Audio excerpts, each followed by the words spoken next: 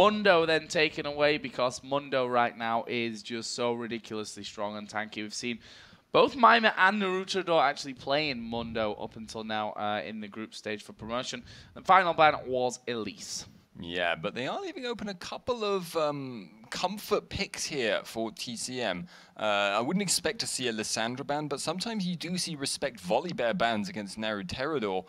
So, you know, they've got open very strong things. Jax also open here. Mimer unlikely to want to pick his top laner right now, but Lucian, very, very common. Very, very strong. Yeah, incredibly strong right now. First pick in there for SUPA HOT CREW in this game. So TCM, what are they going to go with here for their first two choices? That Mundo taken away, as you said, Naruterador not scared of playing himself a little bit of Volibear. Jwaow, we've already seen, once he gets rolling with Jax, is incredibly hard to stop. And it honestly won't be a surprise for me to see a Jax come out here right at the very start. Yeah, Jax is a laner who is very difficult to deal with. However, I think at the moment TCM won't want to pick Jax because they're not committing themselves at the moment, especially with these two picks here. They're not committing themselves to a split pushing style, and that's generally what you want Jax for. He's not actually as good at team fights as some people believe because he can do extremely well in them, but if he is not really in perfect position, he is liable to get kited out. Unless he gets Trinity Force, Blade of the Ruined King, and then a Guardian Angel, as we saw yesterday from Jwaow, at which point you just say, well, this game's probably over, because this Jax hurts and he doesn't really die very easily. Oh, we have to kill him twice, technically. So SHC then, let's see what they add into this Lucian pick. Annie is still open, funnily enough. We saw Zyra being taken away there for BarneyD, most probably. I don't expect Belgianbeast to run that Zyra in the middle. It's pretty much only Cowtard that's doing that these days, to be honest. You never know, though, because the last changes directly to Zyra did increase her AP ratios at the expense of her base values. It's a possibility. I do agree it's unlikely we'll see that, but the preemptive Zyra pick, they're kind of blocking out Annie as an option because that is generally her anathema, that's her weakness. She really doesn't do well against that, even though she's still Annie, she still does pretty decently. It looks like they want that more reliable AoE stun there. Getting Sona picked out. Although actually, I've got to say, Sona's not a huge amount better than Annie against Zyra directly. Yeah. On the opposite side then for TCM, we'll see what they add in here. And Caitlyn, who Motroco has been going for. If I remember rightly, the last time we saw TCM, which would be against Caronte, actually, I think they banned out Caitlyn against Motroco. We've had so many games over the last couple of days that they kind of all melded a little bit into one. Shen, of course, who had gone through the banning phase, and the picks up until now, it looks like will be the choice for Jwaow in the top lane. Yeah, that's an interesting choice, though. It means they are confident in their ability to win the lane outright, because Renekton generally does actually push back Shen early on. If he can build a big enough advantage, and we do see it go both ways, he will keep himself just a step ahead of Shen for pretty much an entire game as time goes by. And Renekton, although he doesn't have the ability to teleport down to join the team, he can be a much bigger teamfight presence if he's actually in it, thanks to the AoE damage he puts out, and he pushes lanes faster than Shen as well, so he can push out, then go back and join up his team, and then eventually respond to Shen, or force Shen to teleport down, but be more significant in influencing how the fight goes himself by being Renekton as opposed to Shen. But obviously, if Shen gets to be on roughly equal gold terms as time goes by, he will be able to just push Renekton back, which will mean that Renekton is pushed up against his tower and Shen gets to do what he loves to do and just teleport out whenever something else is going on the map. Well, it looks like we might be seeing a Morgana pickup. We've already seen Moopz been playing that one so far here in promotion, and it seems like Impaler is going to get himself the Olaf for the jungle. So that leaves them all set up, and Moopz's Morgana has been impressive up until now. Yeah, seen it at least once already, and I believe playing against Zed, which was... Yes, it was. It was a very unusual pick, but made it work, and props to him. That's a difficult lane matchup to win out on. That being said, in this game, he's got much better odds because I think Ziggs in that situation won't be able to poke Morgana out. Might be able to push a little bit harder and a little bit faster, but sustainy, Morgana is always going to be very, very strong and will transition into being more of a team fight presence than Ziggs. Ziggs will always have that ability to influence the map globally, though, so it does seem like TCM are actually looking for quite a split push heavy style after all. Well, we saw them hovering over Skarner for a little while, a champion that's we just don't see around really much anymore. And in the end, oh no, he switched last second there, so I'm glad I didn't get that one out. We talked about Volibear and the fact that Naruterador likes to run him, but it's actually going to be the Nasus for him this time around. Interesting. Haven't seen a lot of Nasus, but if you are going to go with a very split push heavy style, Nasus works quite well on several counts. He can assist in lane pushing quite well for a jungler, has big AoE, magic damage which he can clear waves with, apply map pressure with, and will, if he is left to solo farm himself and push out by himself, he will actually build himself up to be a very significant threat in his own right. Plus, it means that they have the ability to very easily take Dragon if they're able to create an opportunity, because they only need one person left completely alone, and they can just take Dragon for free. And the fact is that, you know, junglers have started to become a lot more carry-based, I guess we can say that, in terms of, you know, the patches with a change. Junglers spend a lot of time just farming, getting... People have played our solo queue, and they always start the same. You buy what you want to buy, and you've always got that planned out ahead of time. In this situation, maybe that actually messes with them, but it does look like Super Hot Crew. Honor is dead. Maybe, or not. Belgianbeast came back. Ooh. I think they're not sure whether to... No, it's all a little bit messy, isn't it, at the start of this one? I think they might end up just saying, I have no idea what's going to happen, where Belgianbeast is going to appear, and all that crazy stuff. So what do? Do we sit back defensively here? Do we go aggressive? At the moment, they are still sat with these 3 men in the bottom brush, so they may very well actually just come back up and go for that late blue invade.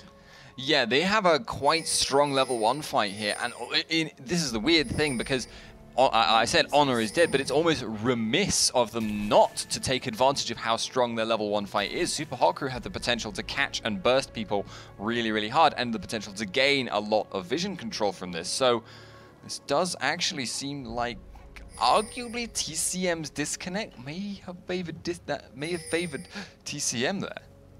Well, right now we see a 3-man invade coming down on towards the blue buff here of Super Hot Crew. And on the other side, we're going to see 3 men coming in as well. They've actually managed to land the binder here on towards Jwaow. Oh, fail flash! Fail flash! Haydal picks up the first blood. That is not what they wanted to happen. Meanwhile, over on the other side, blue buff started off. Naruterador is actually really low here. Needs to be careful. They put the ignite down on towards Impaler. That blue buff should go over to Naruterador unless he messes something up. There is the blue buff being picked up. And the blue buff on the other side, did they actually finish it off? They did. And that went over to... Where did it go?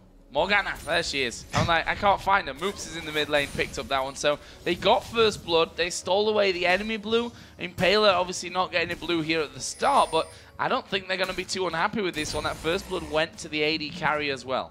Yeah, and it's Lucian who is going to not have the chance to go back right now, but it will mean that when he does, he will be able to accelerate that build in a way that will make him even scarier for Shen to have to deal with.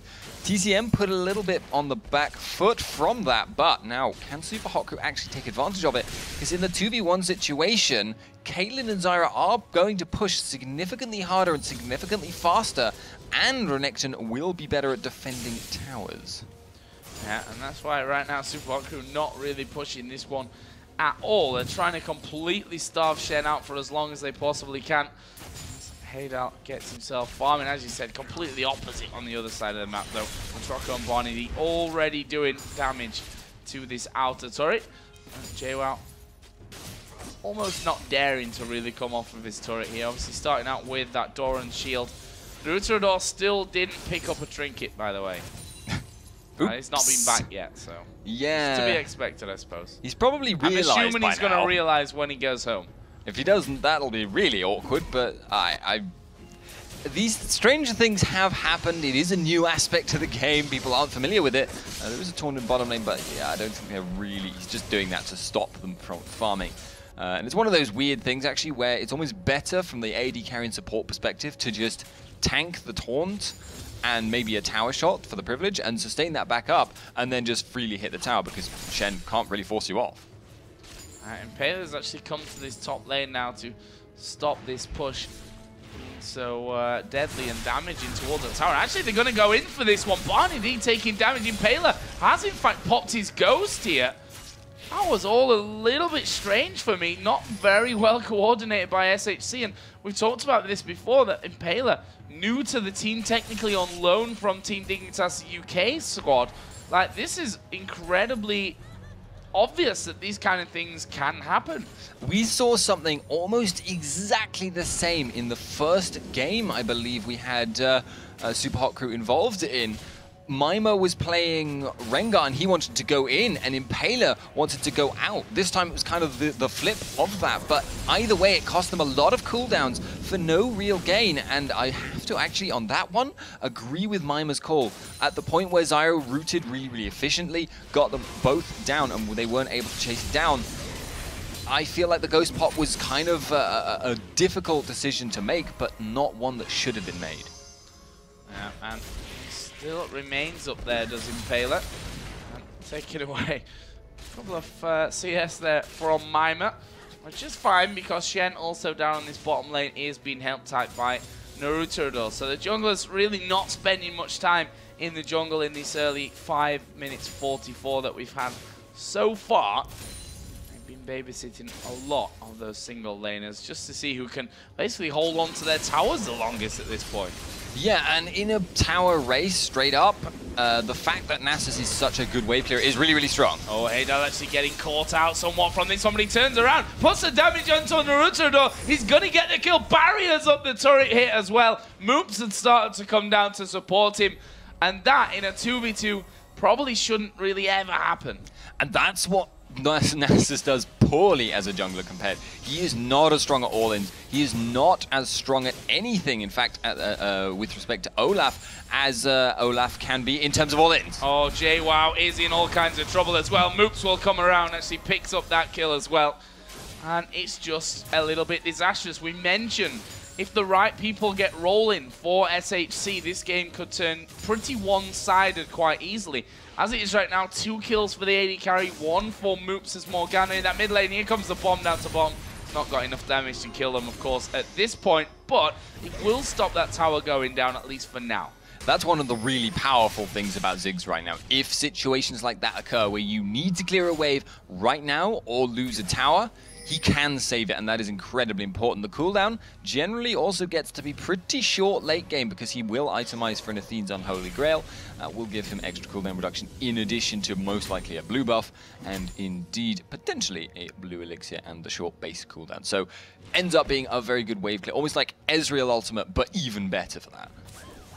I did see finally Naruterador, after he died, did pick himself up a warding totem, so didn't forget the trinket this time around. And Impaler now finally headed back off to the jungle, and that's going to be just in time for the blue buff to come up. Moopz, of course, will be gifted this one. He's just headed himself around from that mid lane and will be taking that one away thanks to the Tormented Soil. This top turret, you can see the HP that's left on it. It's going to go down a little bit now, and they might end up, after all that, losing out on this turret anyway.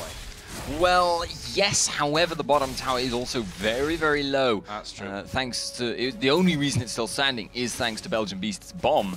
So, nice play by him to get rid of the wave, but indeed, it does look like it will drop. And I think it looks to me like SUPA HOT CREW are not going to let themselves lose that top tower and then also not take something in return. Renekton, Mimer was thinking about roaming down, but even if he doesn't, they will be able to go for the dragon now. It is pinked.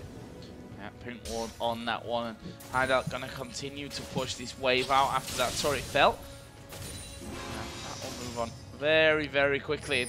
As you said, that allows them to really just go straight in there for dragon. Naruterador is recalling on the top side of the map. If they're quick here, they'll have it done before he can get anywhere close to contesting it.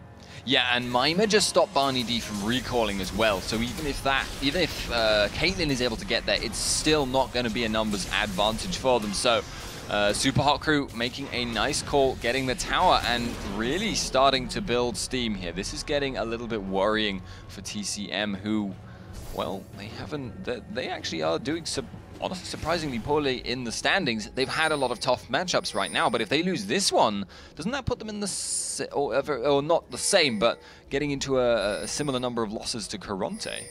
Well, they'd be sat at 2 for 2 at that point, which is very dangerous considering how well KMT played earlier on. Now, we were talking about TCM, Copenhagen Wolves, and SUPA HOT CREW earlier on, but the fact is, coming into today, KMT had only played one game, and they just won that one in style, their second one, so they're definitely dangerous. This blue buff right now is being fought at by SUPA HOT CREW, will be smited away there by Naruterador, but again, well, they're quite happy to see that happen, probably, SUPA HOT CREW. The fact is that Ziggs is not going to have a blue buff to work with. Yeah, indeed.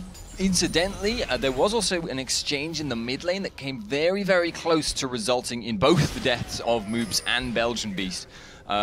Both ultimates used, I think both ignites used, but Morgana held on to her flash, which crucially will mean she can make flash soul shackles engages in the future, and that is a really, really powerful tool. However, she will always have to consider the Zyra ultimate when she does do that.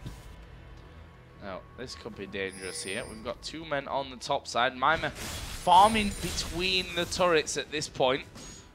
And Jwaow just sat off in the brush. So they know where he is now. The taunt actually coming down, and Impaler needs to get a move on. There's Dominus pop. Jwaow realizing, oh, I may have bitten off a little bit more than I can chew from this one. Are they going to flash in? Mimer does have a flash available, and he is actually just going to slice and dice in there. Gets the final, and then even manages to get away. Impaler was tanking up the turret, but Naruterador coming around the side here. Nice slow coming out. Bot lane, indeed. BarneyD did go down there. They did get Haydal low, but low is not a kill. He was waiting with the passive there to see if he could snipe Haydal off. That didn't work out for them. They've picked up their first kill of this one, TCM, but again, losing out in the bottom lane. Yeah, however, Naruterador kind of showing up at the end there and mostly removing the problems that would have occurred if they'd gotten away scot-free from getting that. He's going to be able to defend the tower, and Shen will be able to get back up there relatively shortly, so not a huge concern. Meanwhile, at bottom lane, though, losing Zyra essentially for free, that is not something you can really afford to keep doing if you are TCM. That, again, being said, though, they have still got that really strong late game to consider, and at the moment, the pace that SUPA HOT CREW had, that they were building an advantage at, kind of almost stopped. Yeah, Haydal has fallen behind by about 10 CS here. I mean, that's going to come back here as another wave starts to push back against him. Obviously, he's got the workings of that Trinity Force at this point. Sheen already in. Phage will come out shortly as well. The top lane, actually, it's Mimer that's got the CS lead up there. If we look at the gold, that one's a bit more drastic at almost 1,000 gold. Yeah, if you start building that level of advantage for Renekton, he will do what we mentioned in Champion Select. He will push Shen back to his tower, then he will roam, then he will make team fights happen. And they'll generally go in his favor because Shen is not going to be as influential as Renekton, assuming Renekton is there from the start. However, as time goes by, Jwaow will build a slow advantage, but you've seen that SUPA HOT CREW are willing to commit hard in order to keep him down on his luck. Belgianbeast in the mid lane there actually getting rooted and taking quite a bit of damage, but he's going to be okay after that. And yeah, indeed, SUPA HOT CREW look like they want this tower. Yeah, I was going to say that Jwaow, is he going to back away? What's his plan from this one? And in the end, he just has to walk away from it because he knows that he can't stand and fight with these two. Mimer and Impaler both strong at this point, and they may just rotate around to that mid lane because it is already low. Only 665 HP remaining on that one as Moopz getting caught out here a little bit by Naruterador. They may be forced to use that crescendo, and actually the rest of the team comes in. There is a crescendo. Naruterador flashes away. Strangle Thorns go down, but Naruterador going to get pressured. Bomb comes over from Belgianbeast, but he will die. A double kill for Sona in the end. Not ideal, but you know, at the end of the day, it's going to give Sona that boost as well. I think Moopz died by walking into one of Ziggs' mines after he was already gone. I think she literally, there was just like 2 mines left in that big minefield, and she walked into the only one that was actually in her path, and she could have quite easily walked around it, which is unfortunate, I think. Yeah. Slightly disappointing, I think, for them, but at the same time, not the biggest of things either, as we see Haydal there right underneath the tower doing a lot of damage. Acing the ult gonna come through, but Haydal goes straight in there, forces the barrier out of Motroco. Naruterador respawn and come back in, but they've done enough damage here to take away that outer turret, the final outer turret left remaining here for TCM. And that gold lead, it's creeping up. We're only 14 minutes into this one. We got a 4,000 gold lead between the two teams, and the Dragon's up in half of the minute as well. Yeah, the pace that was slowing down, as I mentioned, suddenly started accelerating again with one team fight there going well in their favor. That puts them significantly ahead, and now they have the potential, with Mimer in the top lane pushing back Shen, to make a positional play for Dragon. They are certainly moving around there, but Impaler is actually looking to go towards that blue buff of his own. So it may be they're planning to defend against the Dragon and dive Shen again. Yeah, that's definitely a possibility from this one. Meanwhile, Haydal going in towards Motroco, and Haydal actually didn't have any mana there. Did have Flash Barrier available, but he'd already baited out the barrier in that last fight from Motroco, so he knew that wasn't there. The Flash came in, and I think he's quite happy just to get him out of the lane here and start to build that CS lead. Yes, indeed. Naruterador actually finding Mimer in the jungle here. Can he pin him down? Don't think so. It's always a bit difficult when it's Renekton, but SUPA HOT CREW definitely continuing to apply the map pressure. At the moment, looks like they're going to just form up for the Dragon again. Yeah, Dragon coming, has just spawned. We see that the pink ward is down from migxa, and the two of them are going to be able to do this Dragon. Not really scary in terms of any counterplay from TCM at this point, because they're just quite frankly nowhere near it, and they've got vision of both entrances towards that Dragon area from the enemy jungle, and it will be finished off there by Impaler. So another great pickup here for SUPA HOT CREW. It's very scary to go against a team like SUPA HOT CREW, especially if they're ahead, because all it would take if you were to face check a brush is for Morgana to even be a decent distance past the brush to Dark Binding into it, and then go for an actual engage, because TCM at the moment, they don't want to fight. They are a little bit too weak right now to go for it unless they get a really, really smart fight that goes in their favor right from the start. And at the moment, I'm not sure they can even really defend this tower, but even if they do, they have to defend against Olaf in the mid and Renekton at top. Yeah, they've got to split for this one, to be honest. They need to get their priorities right, as Belgianbeast gets hit with a Dark Binding. Tormented Soil was in the right position as well, and just generally a lot of damage coming across. There's another Dark Binding thrown into the back, and that's always going to be hard against Morgana. She can push deep behind your turret. Yeah, she will poke and poke and poke and poke because she's built on the Themes on Holy Grail. That is some significant poke as well. That kind of thing is why the culling is getting to be more and more popular as time goes by. It actually also scales up really, really hard late game. If that had been level 11 Haydal, probably would have resulted in the kill. Yeah, it was certainly close. Motroco here caught by the Dark Binding. Moopz actually puts his ulti down, and he knows that's enough damage, and that just showing his mastery of Morgana there, really knowing how much he can do and how much damage he can take under the tower. That's going to free this one up. TCM are going to have to give it up. Yep, they cannot deal with that. And Impaler, he's continuing to hold them there in the mid lane. Nasus, 1 versus 1 against Olaf under tower. Not going to be able to dive that, but keeping him suppressed, keeping him from being in bot lane to clear the wave is really, really important. It means he's not able to get his farm up either. Would you like to listen to Morgana's recall animation again? It is good. It is definitely slightly scary, but cool at the same time. So a bit of a shopping trip coming out there. The invades on Holy Grail, of course, finished for Morgana. Needlessly large rod now added in for Moopz, and we are seeing Lucian going with almost 1,000 gold. Already has that Trinity Force in place too. Yeah, with a full Trinity Force now, Lucian starting to get very, very bursty, and that's fitting very, very well with the playstyle that we're seeing at the moment. Running with like a 1-1-3 split push, they are just keeping TCM so split up that Shen isn't really able to safely make number advantage team fights happen for them, because if he does, he's basically forfeiting his tower to Renekton, and if that were to happen, that would be opening them up, and they'd have to win a really decisive team fight to make that actually a worthwhile endeavor.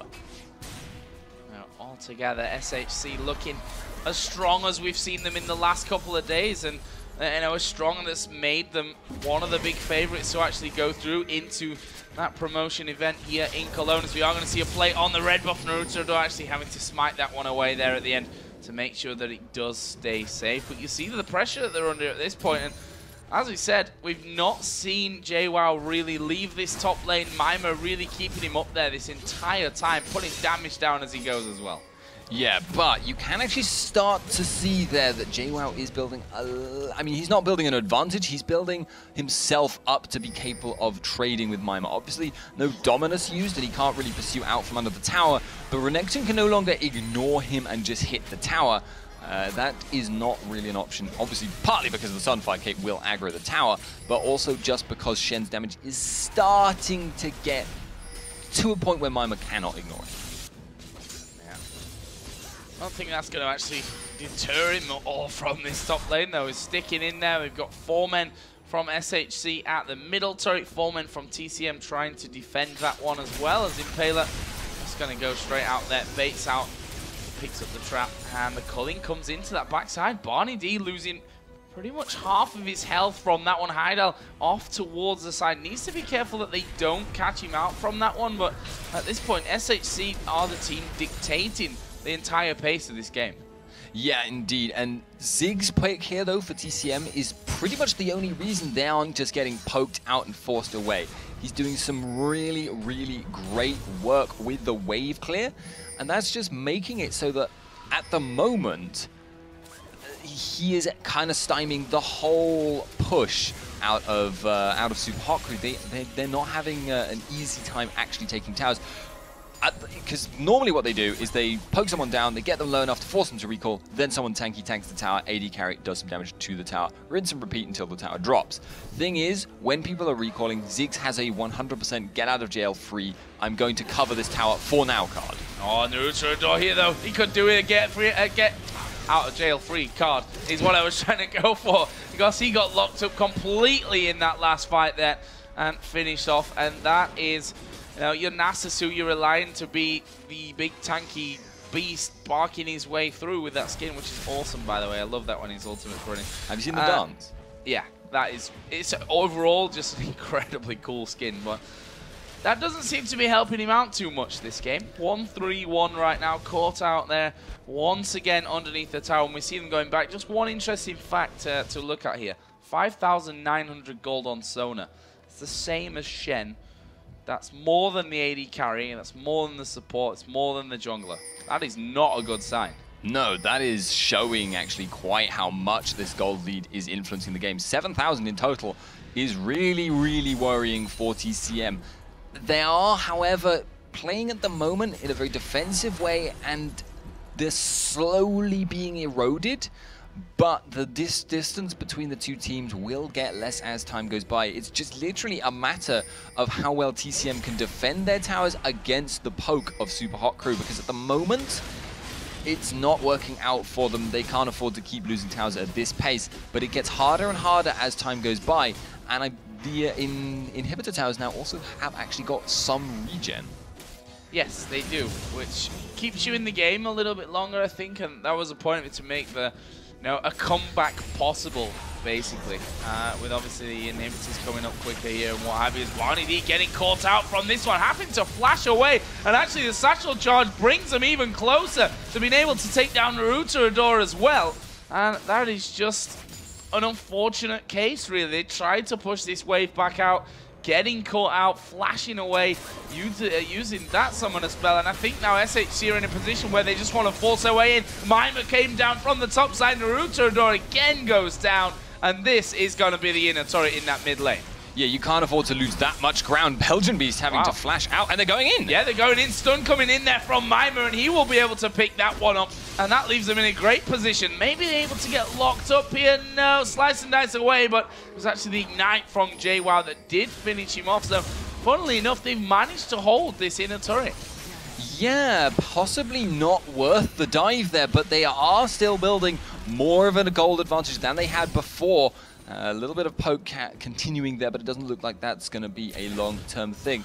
And I would actually just like to note that Sona, this game, has done something very, very different from the from the previous Sonas we've been seeing this tournament, in that she has gone for a Seeker's Arm Guard and a Ruby Crystal, and that is going to make her a bit tankier, but she hasn't gone for the Mikhail's Crucible, which is incredibly good on her.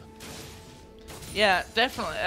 And this is what I really like right now about 3.14, is the fact that people are doing different things. We're not seeing the same, you know, standard build from really any from the supports or from really anyone. Jwaow, by the way, is doomed. Is dead. He's not getting out of this one. Tried to steal away the blue buff, just ended up paying with his life. Unfortunate aspect of Shen is he doesn't kill things very fast, but SUPA HOT CREW are now taking an advantage. They know Caitlyn is bottom. That gives them a very easy chance to take the free Baron if they can get it. But Moopz, he's playing 3-man zone. Black Shield. Yeah, too good. Yeah, nothing really damaged with them. I'm very sorry about that for you, but I'm quite happy with that one. Moopz here looking for BarneyD actually, and is actually going to flash in there, uses the ultimate.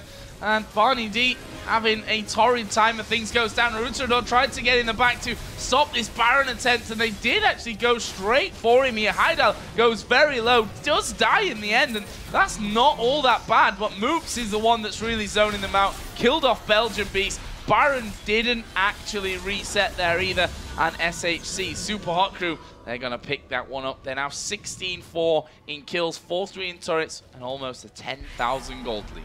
Yeah, Belgianbeast dying with his Mega Inferno Bomb still available. Very, very unfortunate for him. Indeed, BarneyD, much the same.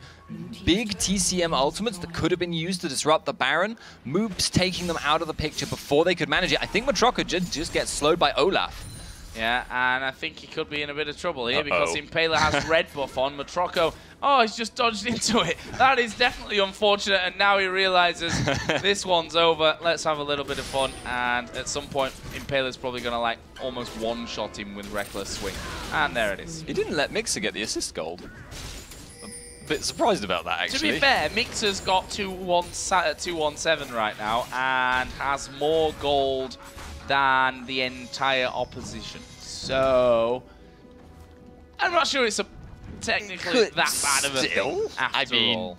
I mean, you know, it's a small difference, and actually that's a very good call there by SUPA HOT CREW. Resetting the blue buff because they guessed that Ziggs would guess that they were doing the blue buff, and hence that would throw the Mega Inferno Bomb, and they would be able to clear that out. So definitely SUPA HOT CREW now looking to close out the game, but they are still having to contend with the huge anti-siege from TCM. They are very good at clearing waves, but they're so far behind now that people getting caught like that is just unacceptable.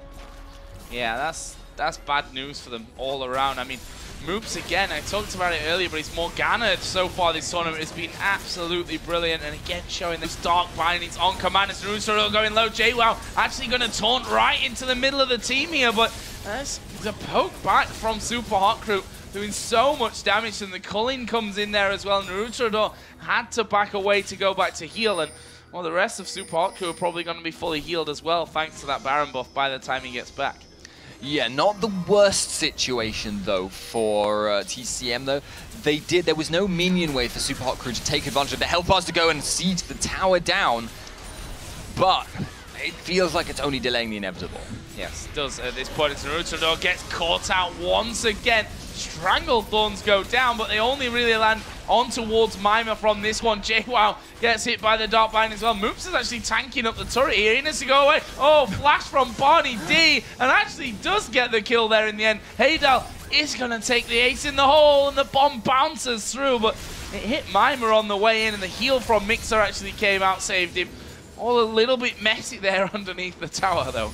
But you can see the inhibitor tower is still standing, and that means that TCM are still in this game. The Baron buff, not completely wasted, but getting quite... Oh, Naru. Yeah. Good luck. He's going to try and escape from this one. Actually, that's like the first Stan United I think I've seen the entire game that I really remember coming down from Jwaow. He does get away, but unfortunately Naruterador won't be quite as lucky. That leaves a 4-0-5 Olaf, a 6-2-6 Morgana, 2-1-7 Lucian, a 3-0-10 Sona. Wow. Yeah, they just can't afford to be in their own jungle at the moment. Forfeiting their buff seems like a logical thing to do when the alternative is forfeiting your buff and your life at the same time. Presumably thinking that SUPA HOT CREW would have all gone back as a unit there, but SUPA HOT CREW on very similar wavelength were thinking about what TCM were thinking, and they thought correctly, it seems. Now, I was just having a look there at Sona from the Frost Fang, not the Fost Fang, because that's not a thing. A lot of gold generated so far with that one, but it's the kills obviously that have really given it that spike. Got the Zhonya's Hourglass now in there as well. 3-0-10, not something you see every single day. Zhonya's Hourglass. Yeah. Yeah, that is actually surprisingly high damage Sona. It's actually a funny thing, you occasionally do see it in solo queue now. Sona mid lane. Sona's AP ratios are not that bad. Her heal is a little bit weak on the AP front, but her Q has huge base damage and with a little bit of magic pen hits like a train. And the crescendo, when you get that instant massive magic damage in a massive AoE and the stun, she's really, really important in that situation. And the other thing about having a Zhonya's is it just means she can be incredibly ballsy and bait people out. They may not even have noticed she's built it. It's not exactly a conventional choice. Now, more of the jungle being stolen away here by SUPA HOT CREW. And Impaler stealing away that red. BarneyD actually coming around the side. He's got himself a haunting guys at this stage of the game with Mikhail's Crucible as well, but it's hard to see a way that they can come back from this. I hate to say it, but it kind of is that way at this point. They do hold towers well though, and it's something, as long as they don't lose the towers, they're okay. And the regen did bring it back up a little bit. It's just a question of can they hold SUPA HOT CREW off for a very, very long time. And considering how well Moopz has been doing at binding people, that seems unlikely at this stage. Yeah, bindings, I mean, look at that one. That's like through the minion wave, past Naruterador and onto Motroco. Like, ridiculous aim, basically, from Moopz at this point of things. And he's done that constantly throughout this game so far. Finally, it looks like Mimer's got bored of this whole pushing stuff, and he just wants to take this tower down, but Jwaow holding out strong. Yeah, Shen now getting to that point where Renekton can only really 1v1 him if he's willing to use Dominus, and that's a bit difficult for them, but it doesn't really matter. He just needs to make sure Jwaow isn't able to teleport down very easily, just needs to make sure everything you know, goes their way overall. And you can see he's not doing any damage, but he's quite willing to just sit there for a long time. Right now, migxa just holding the front lines as they push this bottom wave out. They're going to be stealing another blue buff over here for Moopz. That will make him a very happy man. We'll see how long a cooldown is actually on Dark Binding at this point. And he's going to throw that in. It's about 7 seconds, which is not a long time whatsoever to be waiting for that to come up.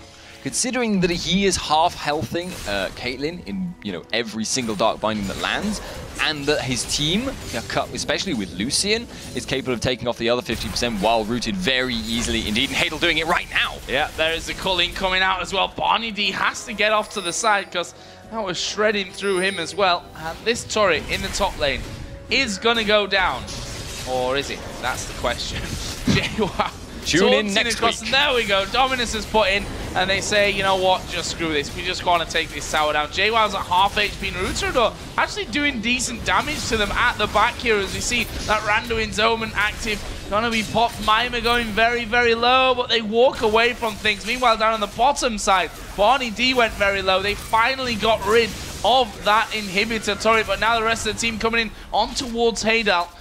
And not many kills resulting in any of this. A lot of damage being done across the board, but it's those towers that they're looking for. If you look at the gold to spend here, everyone's around about 2,000 gold for SUPA HOT CREW to go and spend. I just wondered what that was, and then I realized once again that it is, in fact, that Morgana skin. Production, is our mixer going again? Right now, honestly, actually, just a second ago, I feel like TCM arguably should have just tried to rush Baron there. Just, like, go for it, because at the moment, now their shell has been cracked. They've got no inhibitor tower. that means they are never pretty much coming back into this in terms of a map push situation, unless they can get some incredible, like, miraculous team fight games going on there. And by not going for it, they're essentially meaning letting SUPA HOT CREW just take it away for free. They cannot contest that, but they can't contest their inhibs or their inhib towers either now with that Baron buff going away from them. So it's just essentially, it's a lose-lose situation, but maybe they could have made a play that had like a 10%, 5% chance of working, but could have kept them in for a while longer. There was a ward over the wall from Shen, just at the perfect time to see Baron go down, basically. That's what that happened. It's got the timer. There. Got the timer on it for next time. I'm not sure there will be a next time, though. That's the problem here for TCM. SUPA HOT CREW have a huge lead on them at this point of the game. And it just feels like one of those where we're saying it's a matter of time, really, until they get the start to a fight that they want to close out. Yeah, they're playing cautious, and fair play to them. SUPA HOT CREW, they have a lot riding on this game, so understandable they're playing it slow and safe right now, but it's actually worth thinking about. We did discuss this possibility at the start. SUPA HOT CREW, they are now on, essentially, I mean, in terms of the difficult matchups, they're on the same record as Copenhagen Wolves. The only one that really hasn't been seen now is them versus Copenhagen Wolves themselves. And judging from this game, they're having a more difficult time with TCM, but that might just be because TCM's composition is so difficult to push against. So let's see now if they can get in there onto the inhib. Lucian actually pushed all the way up on this bottom lane. Naruterador a little bit caught out. Impaler, though, stepping on the trap. And we can see just not able to do that much damage to either Olaf or Renekton at this point. And Jwaow is going to be chased down from it. But this is, again, just them pushing in there with their strongest two men at the front, getting the damage down from the backside, and now moving on to this second opportunity, which is the bottom lane for them. Acing all comes through, actually will be caught by Moopz pretty much, who's still looking for those dark bindings to land and still having the odd one here and there landing. Yeah, eventually will land the binding. I don't think, judging from the way they're playing at the moment, SUPA HOT CREW are actually going to dive this unless they get a really good binding and can burst someone down instantly. But they don't need to. They just need to wait for the minions in top, minions in mid, and just apply pressure. Oh, and there is a binding landing onto Motroco. The culling comes in. Haydal picks up the kill thanks to that one. Belgianbeast now being chased right down to the back. BarneyD is going to go down. Jwaow did actually use his ultimate to go and save Naruterador there in the end. Sorry, that was Belgianbeast in the end. Naruterador now backing away from things completely. This opens up that inhib turret. The inhibitor itself is going to go down. They've got super minions now moving into the base. They can win the game right here. Yes, they can indeed, and that means we have a really interesting matchup later. Copenhagen Wolves versus SUPA HOT CREW. I'm now looking forward to that. Although I did just notice, just as a kind of random point of curiosity that I hadn't actually noticed, it looked to me right there as if migxa's Crucible could cleanse off a Morgana ultimate, which I thought was Quicksilver Sash only, but as it happens, it seems like it worked. Well, there is a Nexus down and a very